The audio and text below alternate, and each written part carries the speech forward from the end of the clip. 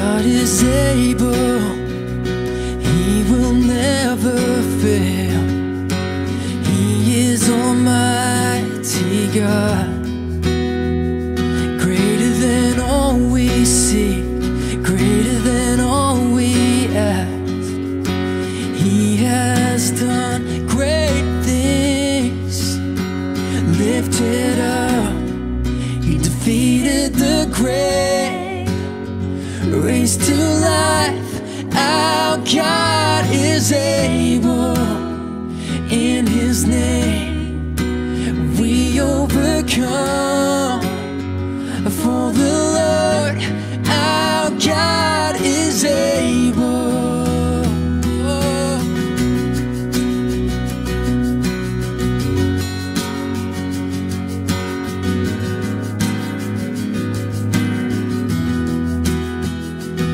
God is with us, God is on our side. He will make a way, far above all we know, far above all we hope. He has done great things, lifted up, He defeated the grave, raised to life. Our God is able. In His name we overcome. For the Lord our God is able.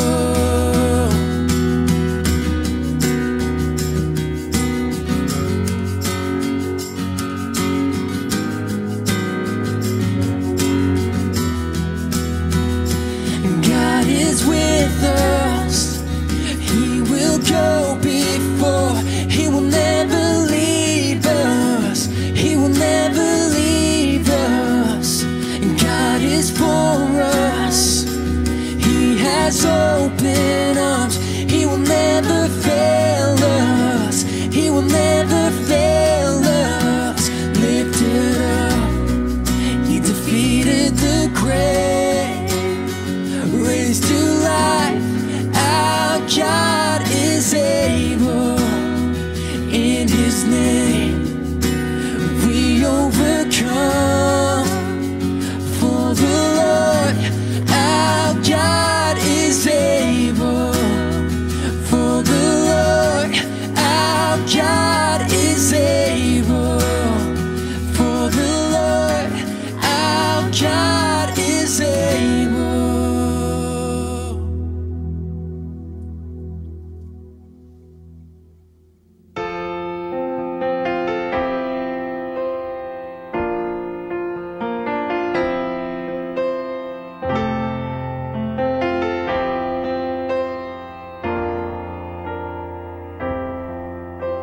And God will make a way where there seems to be no way.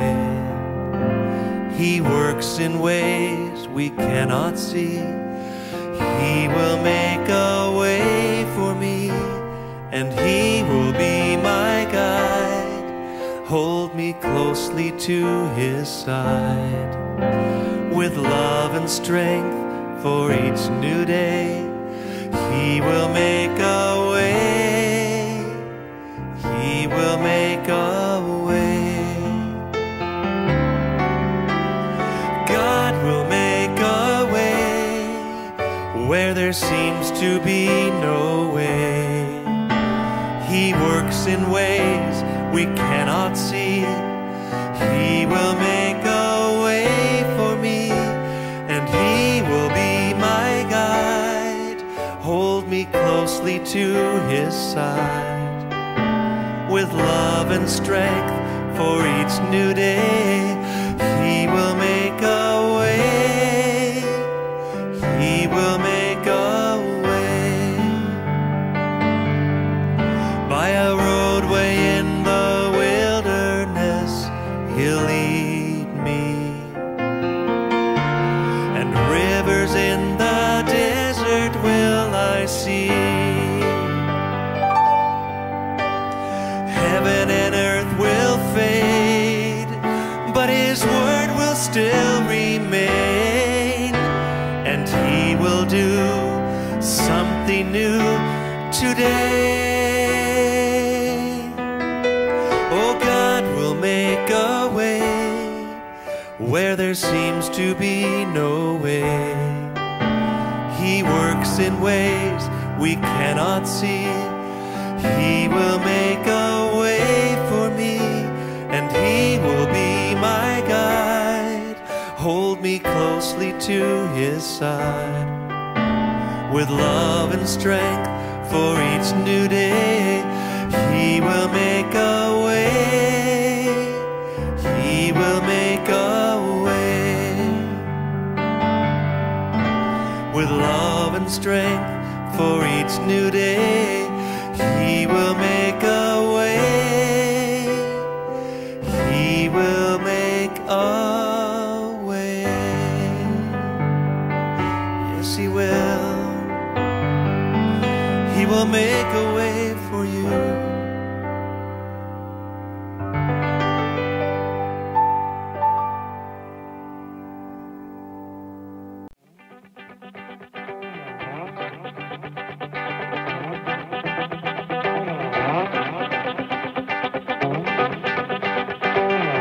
Sa muli ako po'y nagpupugay ng isang magandang umaga po sa inyong lahat, mga kapatid. Salamat sa panibagong pagkakataon na binigay sa atin ng Panginoon upang patuloy po nating pag-aralan ng Kanyang mga salita. Isa pong malaking pribilehiyo para sa akin ang makabasa ulit ng salita ng Diyos. Hindi lamang mabasa kundi pag-aralan natin muli, sapagkat ito'y isang napaka-importanteng bagay para sa atin, lalong-lalo ngayon sa kinakaharap nating krisis sa ating bansa at sa ibang bahagi ng mundo.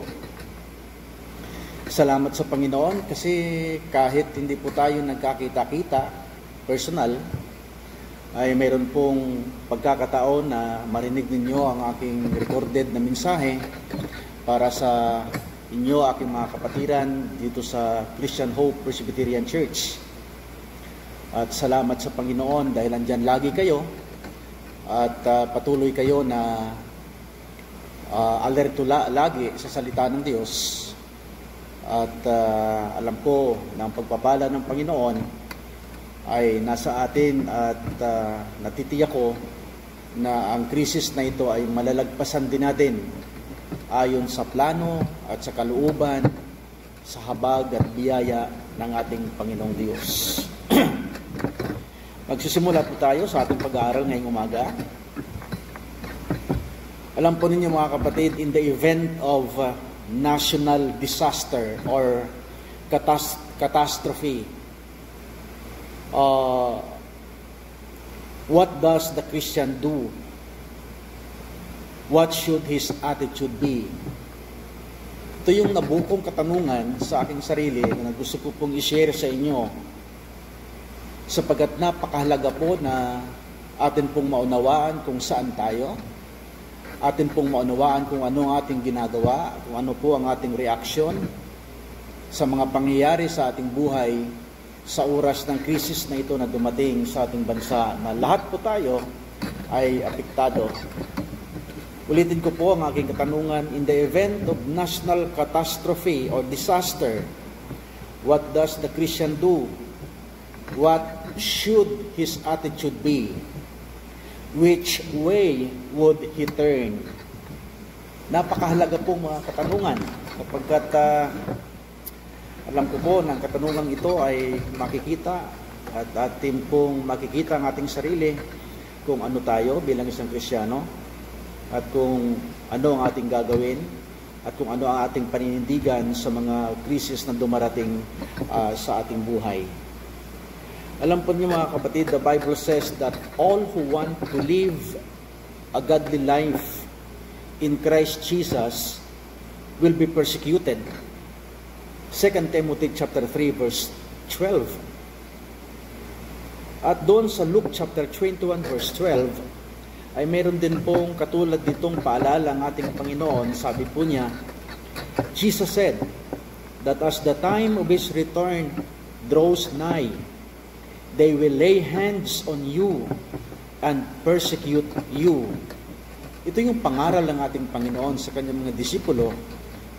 At alam ko po na mayroong ibig sabihin ng Panginoon, may gustong iparating ang Panginoon sa kanyang mga disipulo. Kaya nga po, ito ay kanya pong itinuro sa kanila. Ngunit ngayong umaga, masabi ko po na we have no scriptural foundation for believing that we can forever escape being physically persecuted for Christ's sake. Ang subject matter dito na itinuturo ng ating Panginoong Jesucristo ay patungkol po sa tinatawag na persecution para sa kanyang mga tagasunod at para sa mga Kristiyano na patuloy na sumusunod, naniniwala, patuloy na loyal sa pagka-Diyos ni Jesucristo sa kanilang mga buhay. Mayroon pong isang katotohanan na gusto ko pong ipabatid sa inyo. The fact that we are not being persecuted is an abnormal condition. Maaaring magtaka po kayo sa aking sinabi.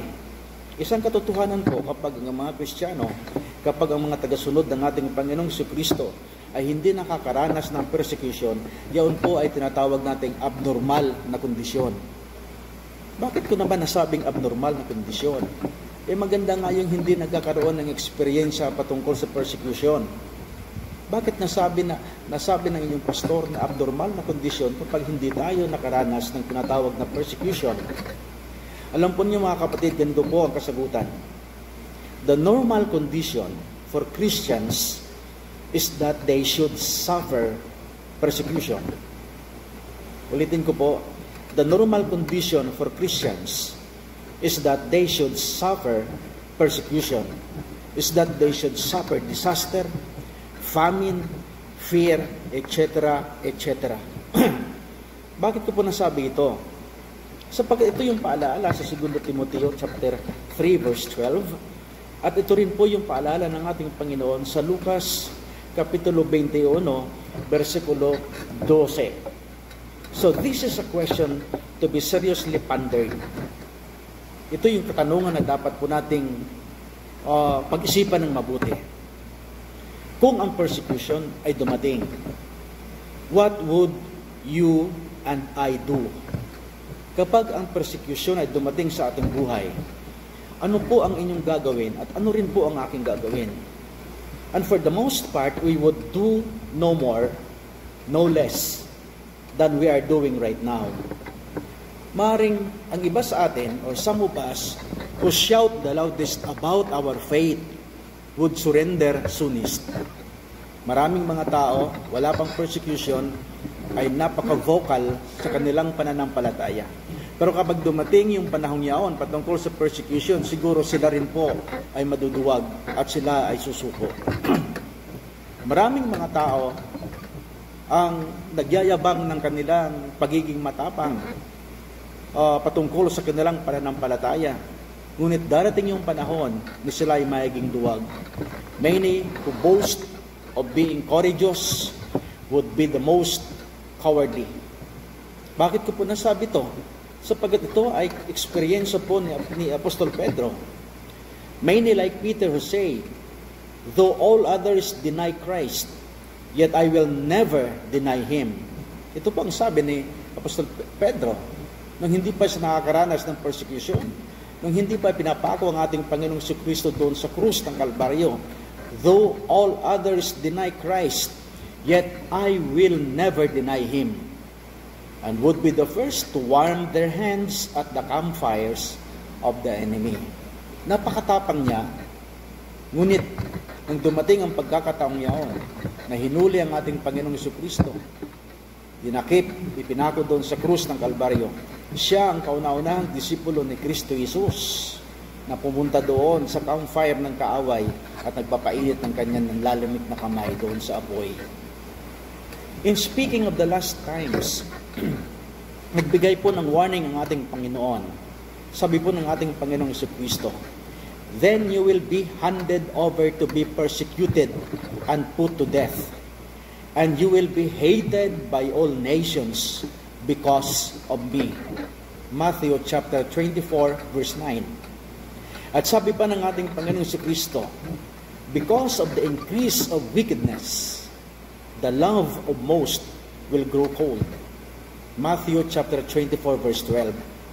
At maging sa Apostol Pablo, sa aklat ng Ephesians chapter 6, verse 13, Paul, referring to the conflict with the spiritual forces of evil, wrote, "Therefore, put on the full armor of God, so that when the day of evil comes, you may be able to stand your ground. And after you have done everything, to stand." Ephesians chapter 6, verse 13. Gusto ko pong bigyan ng diin yung salitang stand your ground. At yung salitang full armor of God. Paano po natin may suot yung tinatawag na full armor of God?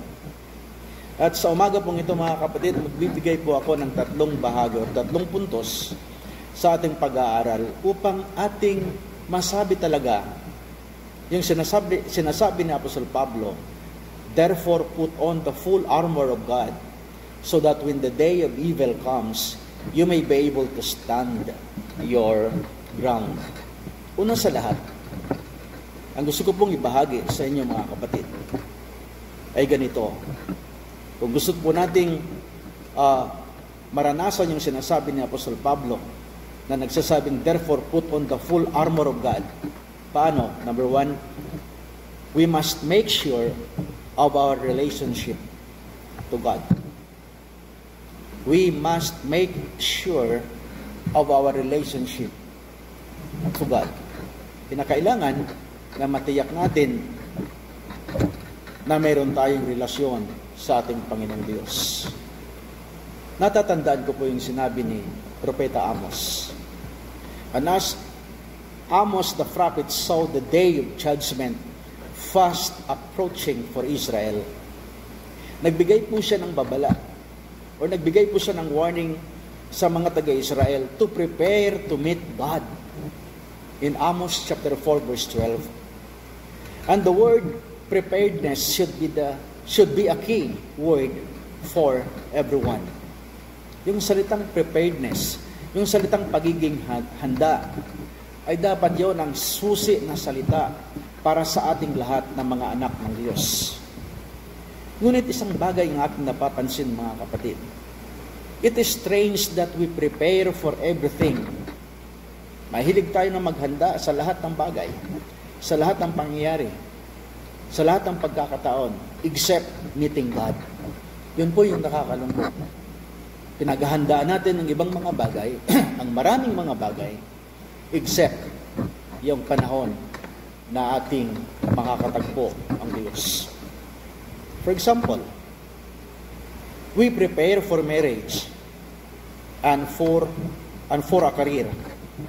Pinaghahandaan natin yung pag-aasawa. At lalong pinaghahandaan natin yung career.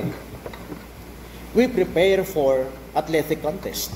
Halimbawa, isang tao, a person attempting to be on an Olympic team anywhere in the world, siya po yung nagpa-practice ng kanyang sports several hours a day, or perhaps sa buong isang taon, perhaps for years. And before he considers himself prepared, bago niya masabi na siya ay preparado, ay maraming taon, maraming buwan, maraming araw ang kanyang pinaghahanda. But we do not prepare to meet God. Ito po yung nakakalungkot. Hindi po tayo preparado na atin pong makita ang ating Panginoong Diyos. And even though most of us see the storm clouds gathering on the horizon, by and large, we are making few preparation to meet God. Ito po yung nakakalungkot. This is a time for repentance and faith. It is a time for soul searching, a time to see if our anchor holds. Yung sinasabi ng Apostol Pablo, therefore, put on the full armor of God, so that when the day of evil comes, you may be able to stand your ground, and after you have done everything, to stand. Mga kapatid, yun po ang unang bagay na dapat po nating siguruhin. We must make sure of our relationship to God. Pangalawa po, we should learn now to walk with God in our daily life. We should learn now to walk with God in our daily life. Dapat tayo matuto na lumakad na kasama ang Diyos sa pang-araw-araw. Magbabanggit po ako ng mga karakter sa Biblia na masasabi ko pong ang mga taong ito ay talagang lumakad na kasama ang Diyos. Halimbawa po, Abraham walked with God and was called a friend of God. Si Abraham po ay lumakad kasama ang Diyos at ang tawag sa kanya ng Diyos, siya ay isang kaibigan. In Isaiah chapter 41 verse 8 and James chapter 2 verse 23. Another, walk with God as Noah did. Katulad din po sa buhay ni Noe. When flood came, Noah was saved. Walk with God as Moses did. Katulad din po ni Moses in the solitude of the desert. When the hour of judgment fell upon Egypt, Moses was prepared to lead his people to victory. Walk with God as David did as a shepherd boy. When he was called to rule his people, he was prepared for the task of kingship. Daniel and his 3 young friends walked with God in Babylon, and when trouble came, God was beside them, whether it was in lion's den or in the fiery furnace. However, ang Biblia po ay nagtuturo sa atin, mga kapatid, na ang Diyos ay hindi po palagi tayo na inililigtas o ang kanyang mga anak sa tinatawag na kahirapan.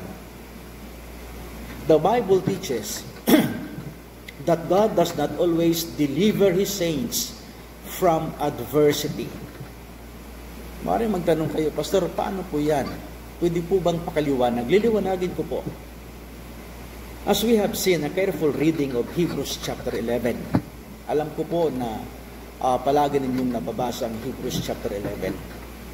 Ang Hebrews chapter 11 ay nagpapakita po, mga kapatid, that mayroong salita doon, others.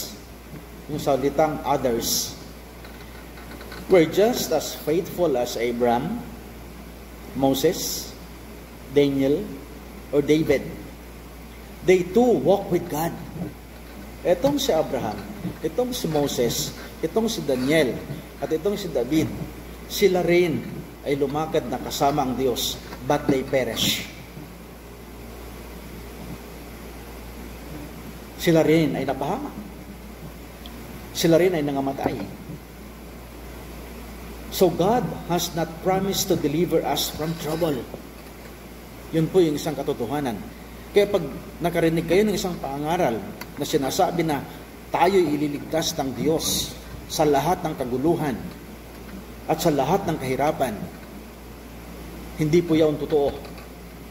Sapagkat ang pangako ng Diyos, sabi ko nga po kanina, God has not promised to deliver us from trouble, but He has promised to go with us through the trouble.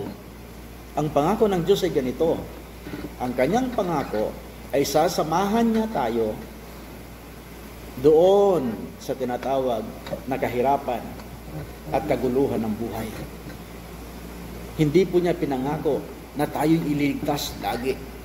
Sapagkat nakita po natin sa mga nasabi kong example, kay Abraham, kay Moses, kay Daniel, kay David, etc., etc., na hindi sa lahat ng panahon sila iniligtas ng Diyos. Ngunit sinamahan sila ng Diyos. Ito ang kanyang pangako. He has promised to go with us through the trouble.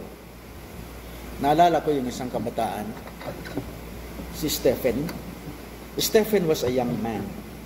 Ang description po sa Bible ni Stephen, siya'y punong-puno ng banal na espiritu, punong-puno ng pananampalataya in Acts chapter 6 verse 5. Ano pong nangyari kay Stephen? Sa kabila na siya ay punong-puno ng pananampalataya at ng banal na espiritu, si Stephen po ay binato hanggang sa namatay. But his was a triumphal entry into heaven. Ang kanyang kamatayan, yaw ang tinatawag na triumphal entry sa langit.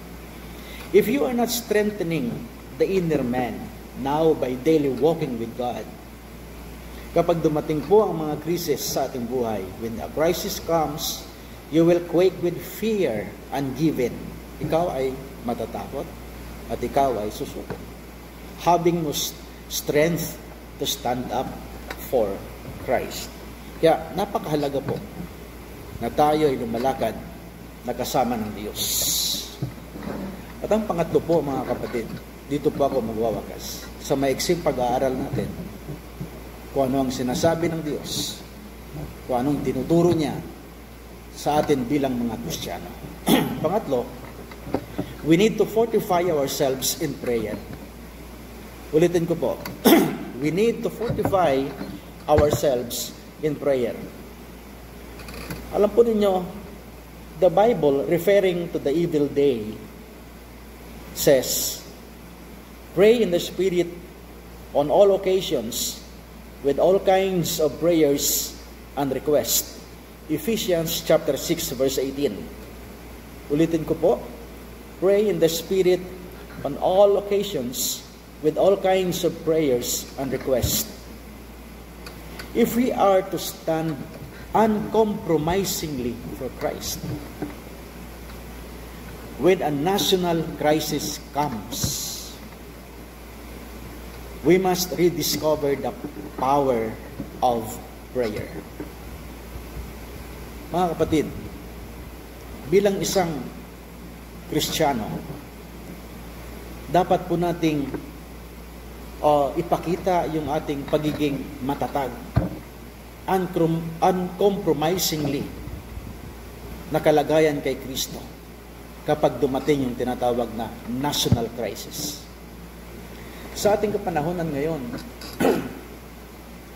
humaharap po tayo sa tinatawag na national crisis. At sa national crisis na ito, tulad nga po nung aking pinangaral ng nakalipas na linggo, ay napakalaki po ang role ng pananalangin upang mapaglagpasan po natin ang national crisis ng ating bansa. We must rediscover the power of prayer. Mismo, ang ating Panginoong Jesucristo ay nagturo. Jesus taught us that we should always pray and not give up.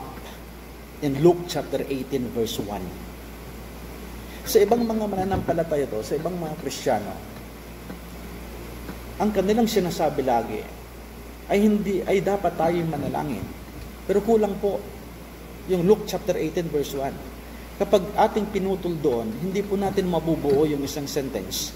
Sabi po ng Luke chapter 18 verse 1, Jesus told us that we should always pray and not give up. And not give up. Yun po yung mahalaga roon. Maring ating panalangin ay matagal sagutin. Maring ang panalangin natin ay parang wala pa ring epekto. Maring ang panalangin natin ay parang katulad tayo ng panalangin ni Haring David na nagsasabi na, Panginoon, asan ka? Bakit tinatago mo yung piski mo sa amin? Hinahanap niya ang Panginoon kasi gusto niya yung katugunan sa kanyang pananalangin. Ngayon sabi ng Lucas 18:1, yung katuruan ni Kristo sa atin bilang mga Kristiyano, that we should always pray and not give up. Not give up. Naalala ko yung pangyari sa early church sa Book of Acts. Ang unang iglesia, or the early church, knew the value and necessity of prayer. Actually, yung kanilang pananalangin ay kakaiba. Ang description doon ay earnest, fervent prayer. Pag sinabi natin earnest, yun yung masigasig na pananalangin. Fervent, marubdob na panalangin. preceded every major triumph. Yung kanilang earnest, fervent prayer, ang kasunod noon ay pagtatagumpay. Prayer preceded Pentecost. And the church in Jerusalem prayed in time of persecution. And as a result, they were all filled with the Holy Spirit and spoke the word of God boldly. Yung iglesia po sa Jerusalem, nang sila'y nanalangin sa panahon ng persecution, at ang resulta po ay napuspos sila ng banal na espiritu at kanila pong naipangaral ng buong na mayroong katapangan ang salita ng Diyos. Ito ang gusto ko rito, ano? They were all filled with the Holy Spirit and spoke the word of God boldly. Acts chapter 4 verse 31. When the Apostle Peter was imprisoned by King Herod, nang nakakulong po si Apostol Pedro, pinakulong po siya ni Haring Herodes. Ang mga mananampalataya po sa Jerusalem ay nanalangin, and he was miraculously released. In Acts chapter 12, 1 to 17. Gumawa po ng milagro ang Panginoon. Bakit po? Dahil nga po, ang church ay nanalangin para kay Pedro at siya ay nakaligtas, nakatakas. Mayroon pa pong pangyayari sa Biblia. Nang si Pablo at saka si Silas ay nanalangin sa loob ng kulungan, nang sila'y nakakulong. Mayroon pong nangyari sa Philippian jailer. The Philippian jailer found Christ and the prisoners were delivered in Acts chapter 16, 25 to 34. So makikita po natin dito mga kapatid sa ating pag-aaral, kung ang Kristyanismo is to survive in a godless and materialistic world, ano po ang dapat natin gawin? We must repent of our prayerlessness. Dapat pagsisihan natin ang pagiging hindi mapanalanginin. Babalikan ko po yung Old Testament. In the Old Testament, we read of a wicked, pagan, powerful king by the name of Sennacherib. Alam ko pong naririnig ninyo itong pangalang Sennacherib. Siya po ay tinatawag na leader ng Assyria.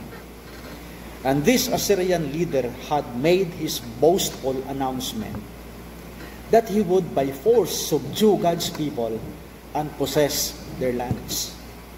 Nagbigay po siya ng announcement na kanyang aatakihin ang mga taga-Israel, huhulihin, pahihirapan, papatayin, at babawiin ni Sennacherib ang kanilang mga lupain. Ito'y kanyang propaganda upang matakot ang bayan ng Israel. And his propaganda machine went into action. He sent messages to Israel na nagsasabi, na makita po natin sa 2 Chronicles chapter 32 verse 14. Sabi po ni Sennacherib, "Who of all the gods of these nations that my fathers destroyed has been able to save his people from me? How then can your God deliver you from my hand?" Ito yung sinabi ni Sennacherib. Siya nagyayabang. Sinisiguro niya na matatalo niya ang Israel at walang ibang bansa ang makakatalo sa Assyria. By the way, gusto ko pong ipahayag sa inyo at ituro sa inyo kung anong uri ang bansa ang Assyria. Anong uri na bansa ang Assyria. Ang Assyria po, or Assyria had built a vast and formidable war machine which had run ruthlessly over the nation of Judah and Israel. So makikita po natin na napakamakapangyarihan ang bayan ng Assyria. Ang tawag po sa kanila ay war machine na nagpahirap sa bayan ng Juda at sa Israel. So sa gitna ng pakikipaglaban or in the arms race of their day, the Assyrians were definitely ahead. Nangunguna po sila sapagkat sila'y napakalakas, napakatibay na bansa, lalong-lalo sa military. And their armored soldier policed the subdued. conquered countries just as is happening in some countries today. At ang buong mundo ay nanginginig kapag si Sennacherib ang nagsalita. So, ganyan kalakas, ganyan makakapangyarihan ang bayan ng Assyria. Now, sa Israel naman ay mayroong hari. Kung hari si Sennacherib sa Assyria, ang hari ng Israel ay si Hezekiah. Hezekiah, Israel's king. Maging si Hezekiah, na-realize niya that on the purely human level, the Assyrians could make good their proud boast. Sabi ni Haring Hezekiah, kung nagyayabang ang Assyria, kaya nila. Kasi talagang makapangyarihan sila at napakalakas na bansa.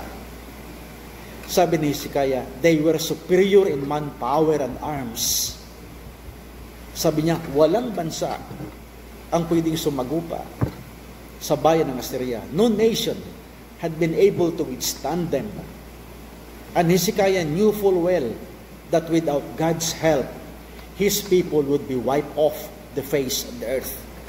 Ang kagandahan kay Hezekiah ay kanya pong nirecognize na kung wala ang Diyos, ay sila ay mangamatay at sila ay maaalis sa kanilang lupain at silang lahat ay mangangamatay.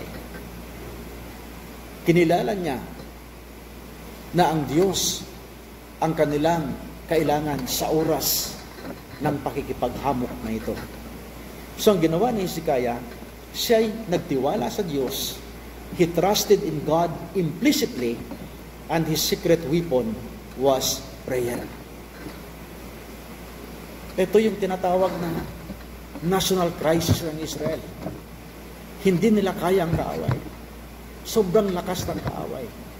Sobrang dami ng kanilang mga sundalo. Sobrang tibay ng kanilang mga muog. Wala silang mga gawa. Ngunit ang ginawa ni Haring Hezekiah, hindi siya nagtiwala sa kanilang kakayanan. Hindi siya nagtiwala sa kanilang military. Siya po'y nagtiwala sa Diyos. He trusted in God implicitly, at ang kanyang sekretong sandata ay ang pananalangin, prayer. Mga kapatid, ang Biblia po ay nagsasabi, King Hezekiah and the prophet Isaiah, son of Amos, cried out in prayer to heaven about this. In 2 Chronicles chapter 32 verse 20. Si Hezekiah, hari ng Israel. Si Isaiah, na anak ni Amos, siya ang propeta ng Israel. Sila po'y nanalangin. Nanawagan po sila sa Diyos. Nakita po niyo yung dramatic picture na to. Isang hari, isang propeta ng Diyos, nakaluhod before God in earnest prayer. Napakaganda pong tingnan. Isang hari, isang propeta, silang dalawa nakaluhod sa harapan ng Diyos. Marugdog na nalangin. Anong nangyari? Then a miracle happened. Merong nangyaring milagro. Mga kapatid, kung ang Diyos ay nagmimilagro noon, ang Diyos ay nagmimilagro din ngayon, sapagat siya hindi nagbabago. The account continues. At sabi ng Bible, and the Lord sent an angel who annihilated all the fighting men and the leaders and officers in the camp of the Assyrian king. Inubos ng anghel ng Diyos ang mga mandirigma ng Assyria, ang kanilang mga leaders at kanilang mga opisyalis. So itong si Sennacherib, ang nakita niya na ang kanyang mga sundalo ay nagkakawatak-watak at nababawasan at kukunti lamang ang tira, umatras si Sennacherib, tumakbo sa kanilang lugar na punong-puno ng kahihiyan. Napahiya sila sapagkat hindi nila inaakala na ganun kalakas ang puwersa ng Panginoong Diyos na kakampi ng Israel. So the Lord saved Hezekiah and the people of Jerusalem from the hand of Sennacherib, king of Assyria, and from the hand of all others. Iningatan sila ng Diyos. Iningatan sila ng Diyos sa lahat ng anggulo ng pakikipaglaban. According to 2 Chronicles chapter 32, 21 to 22. So, nasabi ko po kanina na ako'y naniniwala sa milagro. Miracles have happened in history when God's people have turned to Him in prayer. Kapag ang mga tao ng Diyos, kapag ang mga mananampalataya ng Diyos ay nanalangin sa ating buhay na Diyos, mayroon pong milagro. Miracles have happened in history when God's people have turned to Him in prayer. His word to us is still this. Psalms chapter 50 verse 15. Call unto me in the day of trouble. I will deliver you and you will honor me. Tumawag kayo sa akin. Sa oras ng kaguluhan, ililigtas ko kayo at ako ay inyong mapaparangalan. Mga kapatid, sa nangyari po sa ating bansa ngayon, masabi ko po na ito'y isang tinatawag na national crisis. Ang kinakailangan po natin ngayon, a call for national and individual repentance is urgently needed today, na dapat pong malaman ng buong Pilipinas, dapat pong malaman ng buong Kristiyano, dapat pong malaman ng buong tao na ito ay paalala sa atin upang mabuksan ang ating mga natutulog na kaisipan at mabuksan ang ating mga mata na kinakailangan natin ngayon yung tinatawag na individual repentance. A call for national and individual repentance. Kinakailangan natin ngayon upang malagpasan natin ang krisis na kinakaharap ng ating bansa. Or judgment is certain to fall. So I believe in being prepared as a nation, in being so strong that we will not invite attack. Ngunit ito ang aking masasabi, no amount of military preparation can take the place of spiritual preparedness. Ulitin ko po, no amount of military preparation can take the place of spiritual preparedness. We need the inner strength that comes from a personal, vital relationship with God through His Son, Jesus Christ. Alam po ninyong ginawa ni Hezekiah nang nakaranas sila ng tinatawag na national crisis. The first thing Hezekiah and Isaiah did when a national crisis broke over their land was to fall upon their knees before Almighty God. They did not pray for God to be on their side, but they prayed that they might be on God's side. Ito po yung kanilang ginawa. So in answer to their earnest pleas, and because of their consistent righteous way of life, nagpadala po ng batalyon na heavenly warriors ang Diyos para sila iligtas. But God does not always deliver His children out of crisis and catastrophe. Yun po ang sinasabi ko po kanina. God does not always deliver His children out of crisis and catastrophe. For example, during the trials and tribulations of the 70s, sa lugar po ng Uganda, many people in Uganda sa Africa prayed earnestly to the Lord to deliver them. Bakit po? Sapagkat ang ubod sama na pangunguna or the evil regime in that country has taken the lives of many believers. And the Lord delivered them, but not in the way they had expected. Iniligtas sila ng Diyos doon sa kapamaraanan na hindi nila in-expect. It is up to us as Christians to accept whatever God sends and to be prepared in our hearts and minds for change and revolution and even torture and death. Sana po ang ating mga panalangin ay maging katulad po ng panalangin ni Corrie ten Boom. I-share ko po sa inyo kung paano manalangin si Corrie ten Boom. Si Corrie ten Boom po, kanya pong sinabi ang kanyang eksperyensya sa gitna ng horrors sa lugar po ng Ravensbrück prison camp. Siya po'y nakakulong. At nang nakakulong po si Corrie ten Boom, Natuto po siyang manalangin. Prayer was her constant resort nang siya nasa kulungan. And through prayer, she knew the reality of Christ in her life. Even when the burdens were quite overwhelming, she prayed. At ganito po ang kanyang panalangin. Lord, teach me to cast all my burdens upon Thee and go on without them. Only Thy Spirit can teach me that lesson.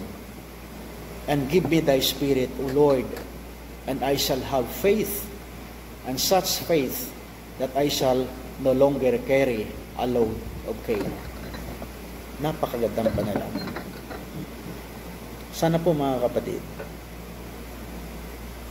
ay maging katulad tayo ni Corrie ten Boom sa kanyang pananalangin.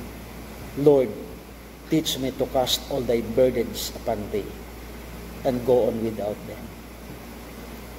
Alam ko po na punong-puno tayo ng kabigatan. Punong-puno tayo ng takot. Punong-puno tayo ng agam-agam.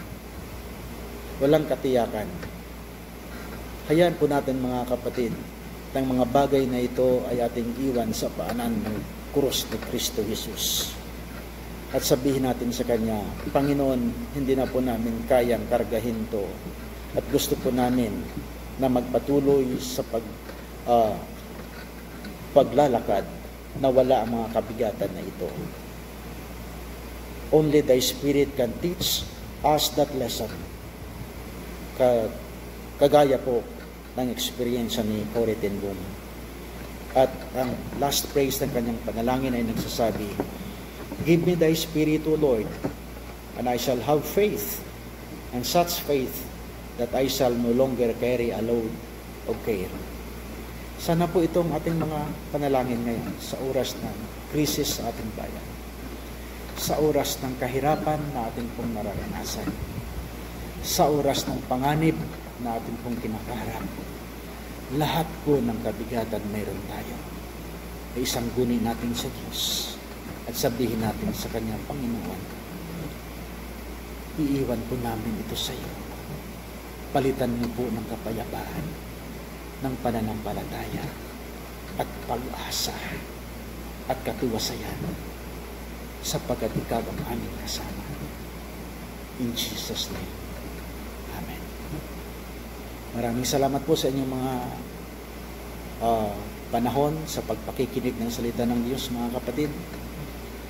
At kahit po sa gitna tayo ng krisis, wag po tayong tumigil na magpasalamat sa Panginoon sa Kanyang kaluwalhatian, sa Kanyang kabutihan, sa Kanyang patuloy na guidance at pag-supply ng ating mga pangangailangan sa araw-araw.